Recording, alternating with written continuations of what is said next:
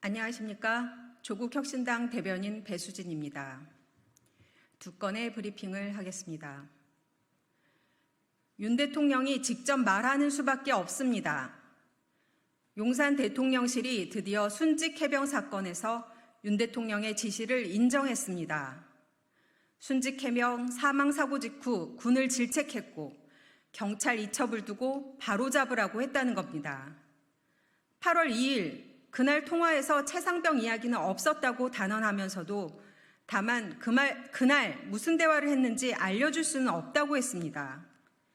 이 말을 전한 대통령실 고위 관계자가 대통령이 평일 낮 관저에서 개인 휴대폰으로 전화한 것을 직접 보고 듣지는 않았을 겁니다. 통화자가 아니고서는 자신 있게 얘기할 수 없습니다. 대통령의 말인 겁니다. 해명이 아니고 자백인 이유입니다. 윤 대통령 본인도 취임 2주년 기자회견에서 질책성 당부를 한 바 있다고 했습니다. 이종섭 장관과 통화했다는 말이었나 봅니다. 이제 남은 것은 윤 대통령이 질책성 당부라고 주장하는 그 통화 내용은 진짜 무엇인가 하는 겁니다. 최상병 이야기가 없었다고 했으니 임성근 사단장 얘기만 했는지도 모르겠습니다. 억울한 죽음은 알 바 없고 오직 임성근 사단장만 걱정이 됐던 건지도 모르겠습니다. 이번 대통령실 고위 관계자의 전원으로 윤 대통령에 대한 직접 조사가 불가피하다는 점만 명확해졌습니다. 윤석열 대통령에게 요구합니다. 공수처가 수사를 통해 밝혀낼 사안이라고 하셨으니 어서 공수처의 수사를 받으십시오. 핸드폰도 제출하고 통화 내용도 밝히십시오. 다음입니다. 윤석열 정부는 물가에는 정녕 관심이 없는 겁니까? 물가가 오르고만 있습니다. 6월부터 가공식품, 음료 가격도 오르고 내달부터 포장 주문에도 수수료가 부과돼 음식값이 또 오를 거란 우려도 큽니다. 우유 생산비도 증가했다니 원유가, 우유 가격 상승도 머지 않았습니다. 윤석열 정부에서 물가 상승의 심각성을 이제라도 인식하고 5개월 만에 고위 당정 협의회 의제로 올린 것은 그나마 다행이었습니다. 그런데 나온 대책이 절망스럽습니다. 이달 종료 예정인 과일류와 주요 식품 원료에 대한 관세 인하를 하반기까지 연장할 것을 적극 검토하겠다는 것이 다입니다.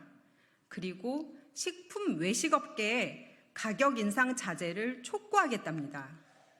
물가가 촉구로 잡히는 겁니까? 안 하던 걸 하는 것도 아니고 하고 있던 관세 인하를 유지하는 게 물가 대책입니까? 도대체 고위당정협의회를 왜 한 겁니까?